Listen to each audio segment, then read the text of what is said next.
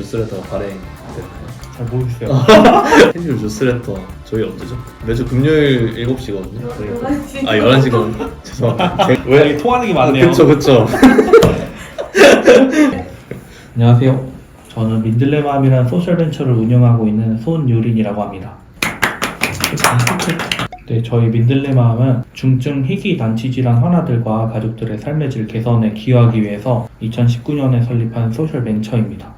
주로 어떤 걸 통해서 환아들을 도와주고 계신가요? 저희는 일단 아이들을 도와준다는 표현보다는 함께한다는 표현을 꼭 쓰거든요. 함께한다. 네, 저희가 아이들이랑 함께하는 방식은 여러 가지가 있는데 모든 것들이 다 아이들의 그림에서 출발을 해요. 그래서 상상나라 그림교실이라는 이름으로 아이들이랑 함께 그림을 그리고 이 그림을 활용해서 다양한 디자인 상품을 만들거나 후원 상품을 만들어서 아이들의 삶의 질 개선에 기여하는 일을 하고 있습니다. 저도 민들레맘을 접했던 게 편집샵에 파는 그런 굿즈 스티커인 줄 알았어요. 그때 제가 19년도 그쯤에 지금 제가 안고 있는 토토 스티커가 제 친구 노트북에 이렇게 붙여져 있는 거예요. 그래서 야 이거 예쁘다. 이거 어디 브랜드냐. 그때 그 친구가 민들레맘을 이야기해줬었던 것 같은데 그때는 민들레맘이 어떤 역할을 하고 있고 환아들과 함께 한다 이런 메시지를 모르고 스쳐 지나갔던 것 같은데 팝업을 하셨었잖아요. NCDC에서. 그래서 이거에서 봤는데? 하고 민들레맘을 딱 보게 돼서 굉장히 반가웠다는 그런 이야기예요. 2019년이면 저희가 동아리 시절 굉장히 초창기거든요. 저희가 2019년 3월에 사업자 등록을 내면서 시작을 해가지고 그때부터 저희를 알고 계신 분이라면 엄청 감사하네요.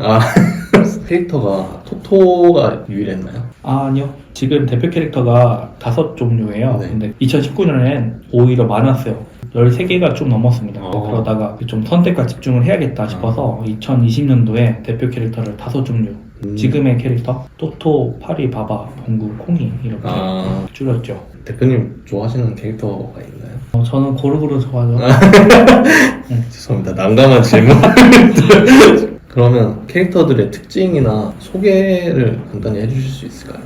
이 바바라는 캐릭터는 지금 이 알약을 이렇게 들고 있거든요. 이게 왜 알약을 들고 있냐면 이 친구의 탄생 스토리가 내가 싫어하는 것을 먹어치우는 동물 그리기 시간에 알약을 삼키기 어려워하는 환아가 알약을 대신 먹어주는 양을 그린 거예요. 그래서 항상 이런 알약 오브제를 좀 많이 활용하고 있어요. 이게 동아리 시작은 2019년인데요. 이걸 시작하게 된 계기는 2018년 8월 봉사활동에서 시작돼요. 대학교 2학년 다닐 때 대학생만 할 수 있는 활동이 뭐가 있을까 고민하면서 버킷리스트를 썼는데 총학생회, 교환학생 등등 여러 가지 쓰다가 나중에 제가 사회 나가면은 주말엔 열심히 놀 것 같은 거예요. 그래서 평생활 봉사활동 그냥 대학생 때 다 해버리자 라는 마음으로 시작한 게 어린이 병원이었어요. 가벼운 마음으로 봉사활동이 시작된 건데 제가 하는 역할이 매주 3시간씩 어린이 병원에 가서 저랑 매칭된 환아 한 명이랑 노는 거였거든요.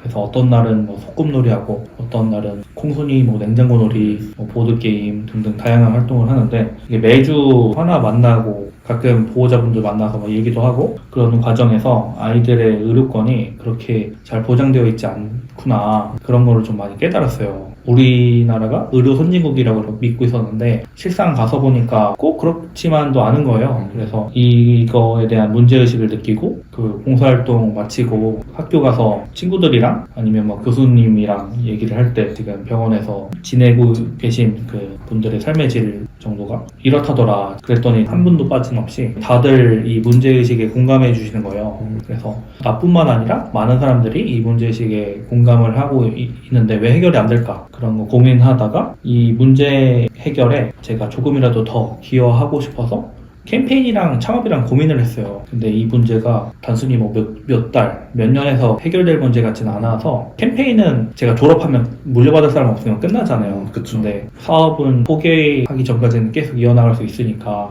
그래서 지속 가능성을 위해 사업을 선택해서 여기까지 왔죠.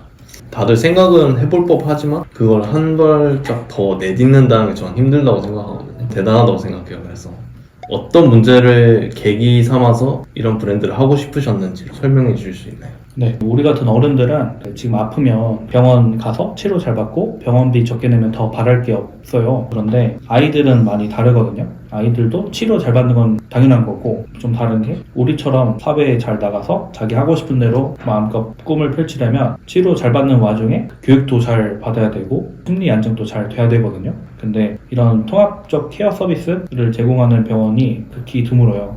좀 더 깊게 들어가서 말씀드리면 보통 그러니까 병실, 6인실이면 말 그대로 6명이 병실 안에서 생활을 하시거든요. 근데 어린이 병동은 다른 게 6인실이면 12명이 거기서 생활하십니다. 자녀가 입원하시면 보통 부모님 가운데 한 분이 간병하시러 같이 입원하시거든요. 그렇죠. 근데 사실 6인실도 한 공간에서 6명이 생활하면은 이게 단체 아닌 단체 생활하느라 굉장히 힘들거든요. 네. 12명이 생활하시면 어떻겠어요? 더 많이 힘들죠. 그렇죠. 그래서 저는 이게 한 아이가 아픈 게 아니라 한 아이와 함께하는 가족들, 친구들, 동료들, 더 나아가서는 이웃, 우리 사회 전체의 문제라고 생각해요. 그럼 이 기업에서 수익 모델을 하기까지 어떻게 운영이 되는 프로세스에 대해서 좀 말씀해 주실 수 있나요?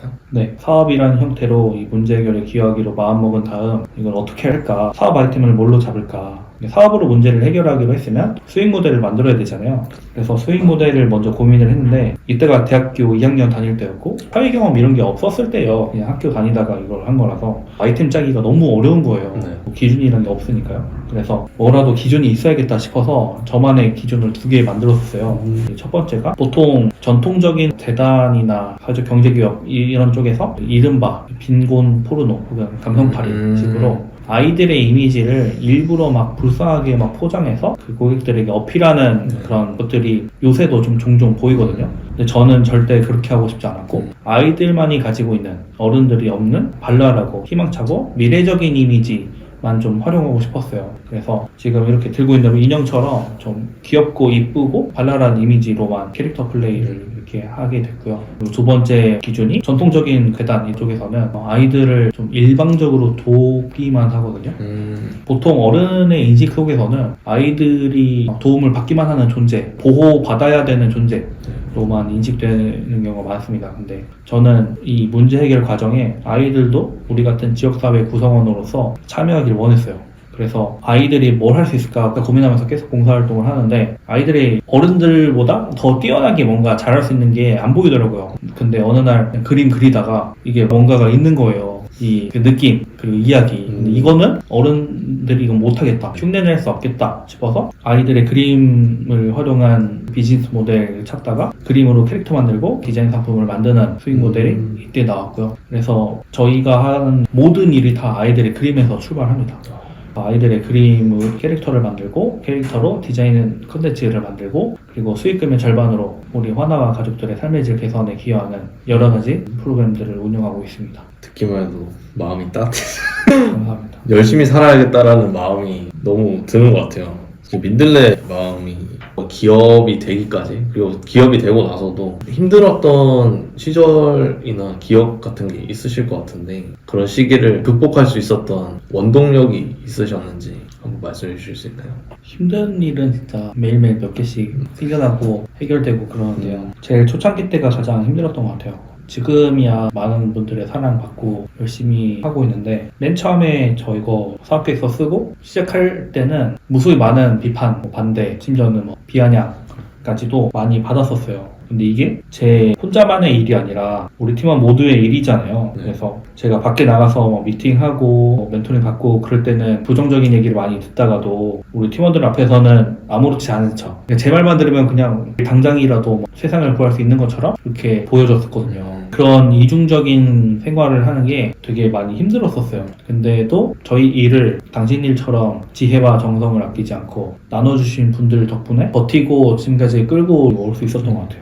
특히 제가 봉사활동 하면서 이거 사업 준비 시작을 같이 했기 때문에 매주 3시간씩 봉사를 계속 다녔어요. 보통은 학생 창업이 좀 잘 안 되는 이유가 동기부여를 계속 유지하는 게 굉장히 어려워서 그렇거든요. 자극을 많이 받는다고 해야 되나? 그러니까 뭐 주변에 누구는 어디 인턴하고 누구는 공모전 이렇게 각자 갈 길 바쁜데 나 혼자 막 되도 않는 사업하고 있으면 굉장히 힘들단 말이에요. 근데 저는 그 동기부여를 한순간도 잃지 않고 계속 유지할 수 있었던 가장 큰 이유가 봉사활동이었어요. 매주 3시간씩 정해진 시간이 가니까 동기부여가 안 될 수 없죠. 그렇죠. 그래서 그런 힘든 시기를 이겨낸 것 같아요.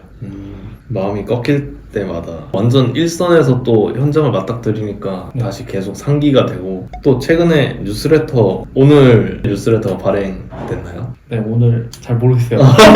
잘 모르겠어요. 격주마다 발행하는데 제가 너무 바빠서 아, 네. 날짜가 생각이 없어서. 제 기억은 매주 목요일 7시에 만나요 라고 기억했던 것 같아요, 제가. 아닌가? 좀 하셨나? 그럴 수 있죠. 네, 매주입니다. 매주 목요일 7시 맞나요? 네, 맞습니다. 네, 매주 목요일 7시 우리 주간 민들레 많은 관심 부탁드립니다.